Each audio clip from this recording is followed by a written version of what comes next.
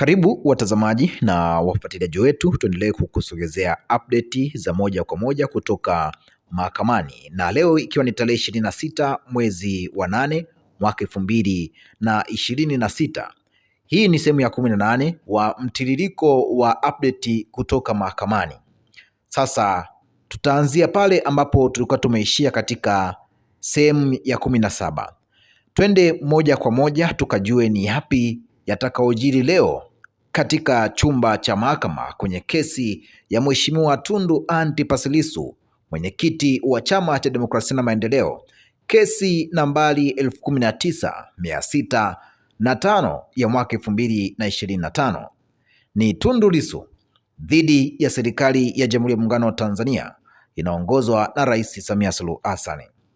Sasa mwenyekiti wa Chadema hapa ambaye pia ni mtumiwa Tundu Antipas Lissu ameingia tayari mahakamani akiwa na vibe. Anasema kwamba naona wameanza kunyoana wenyewe hapa, akimaanisha kwamba baada ya kile kilichotokea siku ya jana, makamu wa rais Dr. Emmanuel Nchimbi kutangaza kujiuzuru katika nafasi yake ya makamu wa rais na kujiuzuru katika nafasi yoyote ya umma, pia kustaafu siasa. Watu wanacheka. Inapigwa hapa High Court. Majaji wameingia hapa. Baada ya majaji kuingia na kukaa sehemu yao, anasimama karani wa mahakama, anasoma criminal case nambari 19605 Jamhuri dhidi ya Tundu Lissu. Anasimama Ajuai Zingeli, wakili wa serikali, yupo na Katuga, Jobu Mlema, Ignas Mwinuka, Thawabu Isa, Kathibeti Mbiringe na Winawi Kasawa. Kikundi chote hiki kinawakilisha upande wa Jamhuri na Lissu anajiwakilisha mwenyewe. Waheshimiwa majaji, na mimi niko tayari, anajibu hapa Tundu Lissu, na mashahidi wangu wako humu, naomba watoke ili wasikae mbali. Majaji wanateta na kucheka kidogo hapa. Makamu Heche, Mnyika, Gorugwa na Brenda Pulu pia wote wanatoka nje ya ukumbi wa mahakama. Watu wanajiseti kwenye viti vyao hapa mahakamani. Majaji wanateta kidogo kisha wanasema tuendelee. Mheshimiwa Tundu Lissu anasema haitakuwa vibaya mkinikumbusha nilipoishia. Jaji anasema kwamba uliishia pale ulipomtaja Askofu Pisa. Mheshimiwa Tundu Lissu anasema sasa leo nataka nijikite kwenye kesi kama nilivyowasilisha kwenu na upande wa mashtaka. Ushahidi wao waliouleta, waheshimiwa majaji, naomba niseme utangulizi ufuatao. Moja, mashahidi walioletwa mbele yenu ni mashahidi wa aina gani na ushahidi wao unapaswa upewe uzito wa aina gani? La pili, nitazungumzia ushahidi wenyewe, ushahidi uliotolewa na mashahidi hawa, na nitaonyesha kwamba hakuna kosa la uhaini na hakuna kosa lolote la jinai. Kwa hiyo hayo ndo mawili ya utangulizi. Sasa nianze na la kwanza kuhusu au mashahidi. Wakati preliminary hearing, upande wa mashtaka ulileta orodha ya mashahidi 30 ambao walisema kuwa hao ndio wataleta ushahidi wa kuweza kudhibitisha tuhuma za uhaini dhidi yangu. Upande wa mashtaka hawakuleta mashahidi wote hao 30, badala yake walileta mashahidi 17 pekee. Lakini hao 13 ambao hawakuletwa kwa sababu muhimu fulani, na nitazisema. Hiyo omission ya mashahidi 13 is neither insignificant no without importance. Sio kwa sababu hawana maana na sio kwa sababu hawana umuhimu. Nianze na ambao waliletwa. Katika mashahidi 17 walioletwa, mashahidi 8 ni askari polisi. Mashahidi 9 waliobaki ni mashahidi wa kificho. Mahakama haiwafahamu majina yao, haiwafahamu kabisa, na haiwafahamu wanaishi wapi. haiwafahamu wanafanya kazi gani na haifahamu chochote zaidi ya majina ya P, P1, P2, P nini huko huko. Inaweza kuwa tumekuwa nao throughout hapa kesi ikiwa inaendelea, kwa sababu mahakama haijui na upande wa utetezi hawajui hata kidogo. Kwa hiyo ushahidi wao au ushahidi wa mashahidi 9 ni ushahidi wa watu wasiojulikana, na mahakama wala utetezi. Watu pekee wanaowajua ni waendesha mashtaka waliowaleta hapa mahakamani. Tundu Lissu hapa anaendelea kutuambia kwamba inawezekana mashahidi hao wasiri ni mapolisi au mtu yoyote. Hao ndio mashahidi wa kesi ya uhaini. Mashahidi 8 ambao ni mapolisi au ni mashahidi wa jeshi la polisi linaloongozwa na IGP Camillus Wambura na DC Ramadhani Kingai, ambao nimeonyesha kuwa nina ugomvi nao wa zaidi ya miongo miwili. Personal vendetta dhidi yangu. Hii vendetta ni neno la Kiitaliano lenye maana ya chuki. Hawa watu wamekuwa na chuki dhidi yangu, ndio maana wameleta hao mashahidi waje kunitolea ushahidi wa uhaini. Waheshimiwa majaji, ushahidi wa shahidi namba 1 na ushahidi wa shahidi namba 16 PW1 na PW16 ni ushahidi muhimu sana. Sio kwamba una uzito, lakini ni muhimu, unaonesha aina ya ushahidi ulioletwa hapa mahakamani. PW1 ambaye ni George Bagiem. Ukisikia PW jua ni prosecution witness. Alisema kwenye ushahidi wake kwamba yeye ndiye aliyeongoza timu ya wapelelezi wa kesi hii kati ya tarehe 4 Aprili hadi tarehe 8 na tarehe 8 Aprili mwaka 2025. PW1 kwa maneno mengine alikuwa anaongoza upelelezi siku moja kabla sijakamatwa. PW1 alisema kwenye ushahidi wake in chief kwenye cross examination kwamba wakati anaongoza timu ya upelelezi kuanzia hiyo tarehe 4 alikuwa anawasiliana moja kwa moja na DCI Kingai kwa kupitia Ramadhani Ngazi, Deputy Commissioner of Police. Kwenye cross examination nilimuuliza kama uliwahi kuwasiliana hata mara moja na ZCO ambaye ni bosi wake, akasema hapana. Akasema pia hajawahi kuwasiliana na ofisi ya DPP kwa sababu huyu ndiye anayeratibu upelelezi wa jinai, akasema hapana. Nilimuuliza kama aliwasiliana na Regional Commissioner, Regional Security Officer, RSO amewahi kuwasiliana naye, akasema hapana, kwamba mkuu wa usalama wa mkoa alisema hajafanya hivyo. Mtu aliyekubali aliwasiliana naye ni DCI Ramadhani Kingai kupitia kwa DCP Ramadhani Ngazi. PW1 alisema kwamba aliunda timu 3 za upelelezi ambazo ni Operation 1, Intelligentsia na ushauri.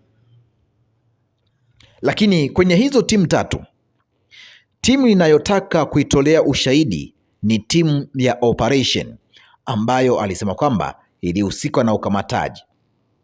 Nilimuuliza, ni wewe ndiye uliyeamuru nikamatwe? Akasema hapana, yaani kiongozi mkuu wa upelelezi afahamu nani aliamuru nikamatwe. Nani aliamuru nikamatwe? Ikawaje nikakamatwa? Akajibu alipigiwa simu na DCP Ngazi kuwa mtumiwa amekamatwa Mbinga na ameletwa Dar es Salaam.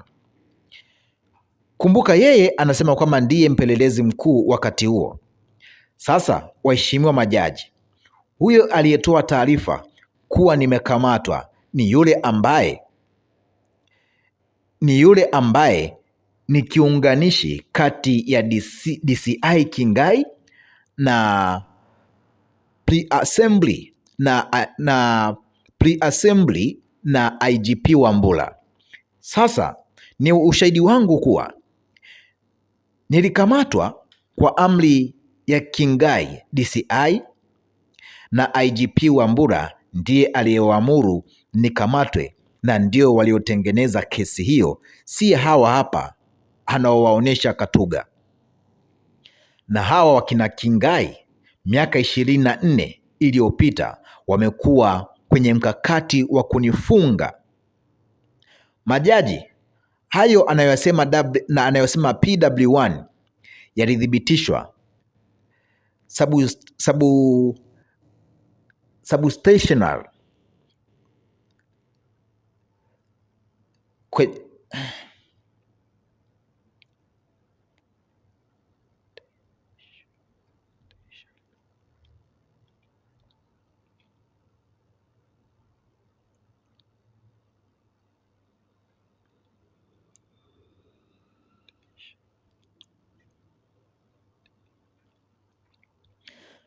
hapa Tundu Lissu anasema kwamba waheshimiwa majaji, hayo aliyasema PW1 yalithibitishwa substationally 16 aliyothibitisha ACP Amini Maamba.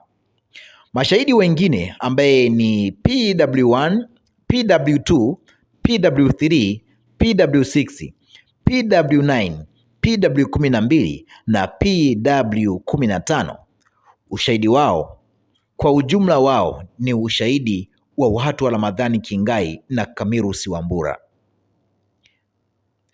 Maafisa wa polisi ambao wakubwa wao wamekuwa na mkakati wa kunifunga kwa miaka 24, mtakapofanya majumuisho ya ushahidi huo wa namna hii hauna thamani yoyote.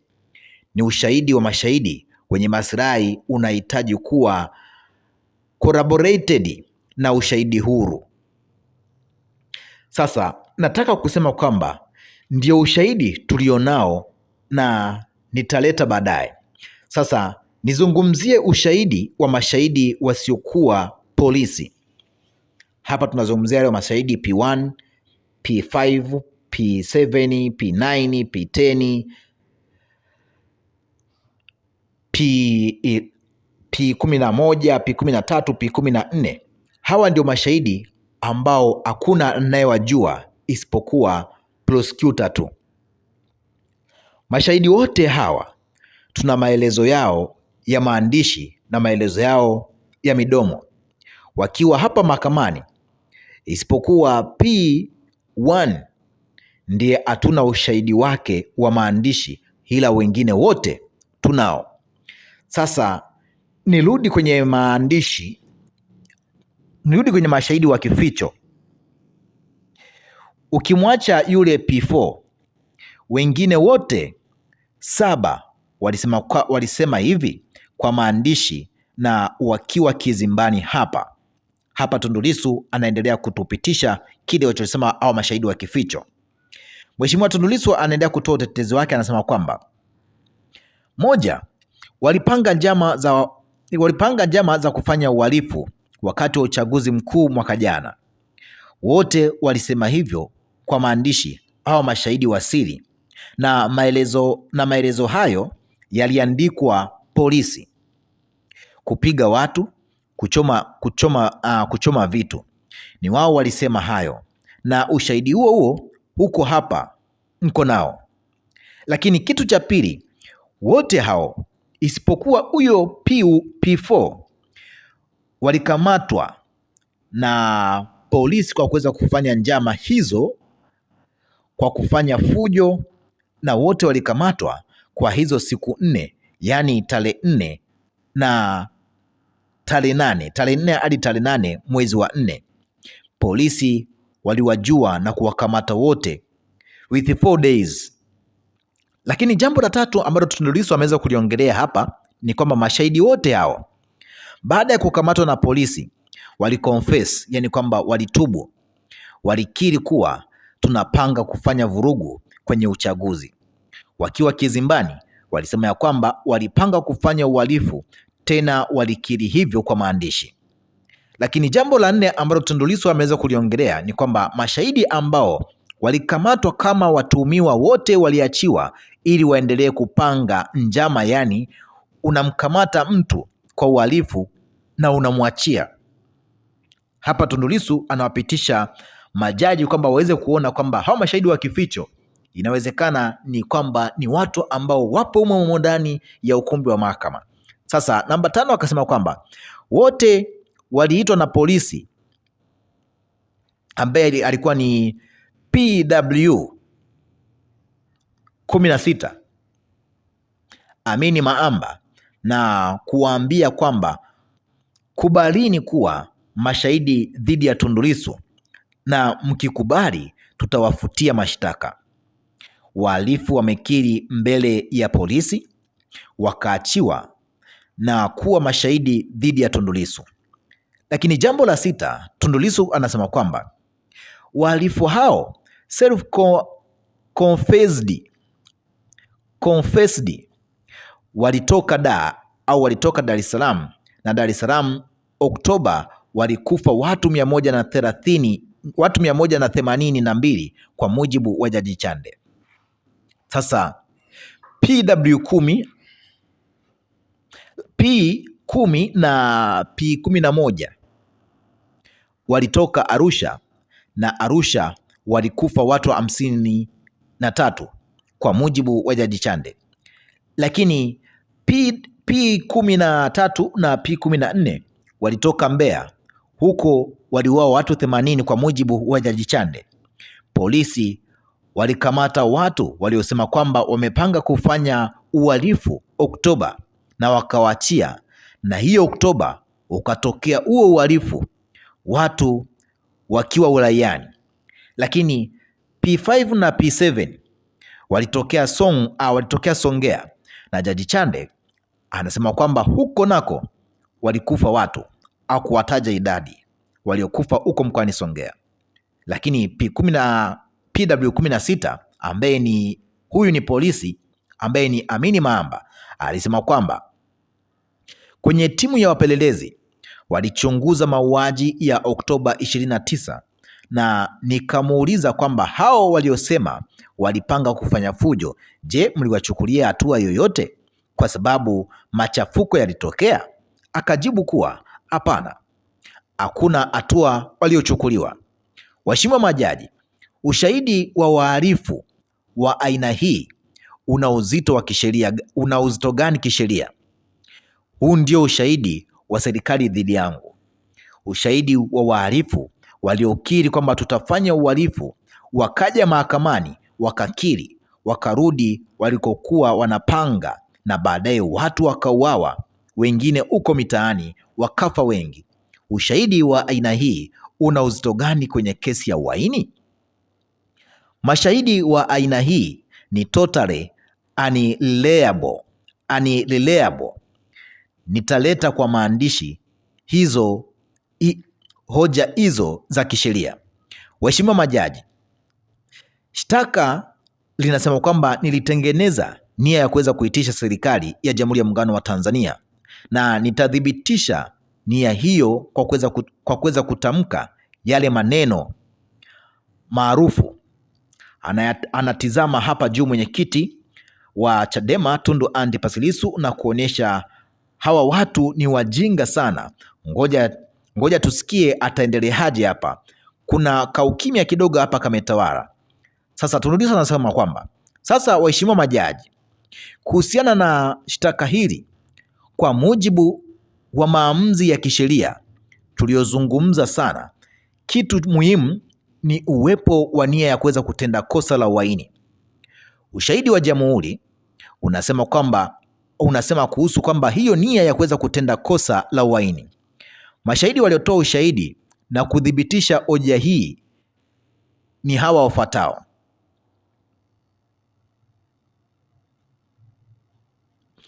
Akaanza kuwataja hapa kwamba kuna PW1, PW2, PW16 na PW17 ambaye ni P yule ambaye ni mwandishi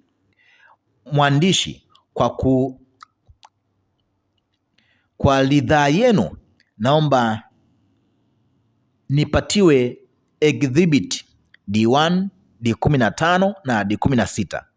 Kimya kidogo kinapita hapa mahakamani. Majaji wanaandika na hizo exhibit zinatafutwa hapa. Ushahidi wa PW1 ambaye ni George Bagiem, msaidizi wa Mafele, kuhusiana na nia ya kuweza kutenda kosa la uhaini inayodaiwa katika hati ya mashtaka. Kwenye ushahidi wake alisema kwamba mimi nilitengeneza nia ya kuweza kuitisha serikali. Aliona nia ya kuweza kutenda kosa la uhaini katika kauli niliyoweza kuitoa. Nia aliona kwenye maneno yeye ndiye aliyosema hivyo. Waheshimiwa majaji, shahidi mwingine aliona nia hiyo ni PW16 ambaye ni Amini Maamba. Waheshimiwa majaji, katika kielelezo namba 15 ambacho ni D15, maelezo yake ya alisema kwamba huyu Mahamba akasema hivi: mimi pamoja na timu nzima ya upelelezi tulitizama na kusikiliza video hiyo, tukabaini kwamba kuna kosa la uhaini na kuchapisha taarifa za uongo. Kwa sasa tunaishia hapa, tukirudi tutakuja kukusogezea tuweze kujua ni kipi kitaendelea katika sehemu ya 19. Tuachie maoni yako, tuambie ni kipi ambacho unacho. Tukutane wakati mwingine na wasaa mwingine.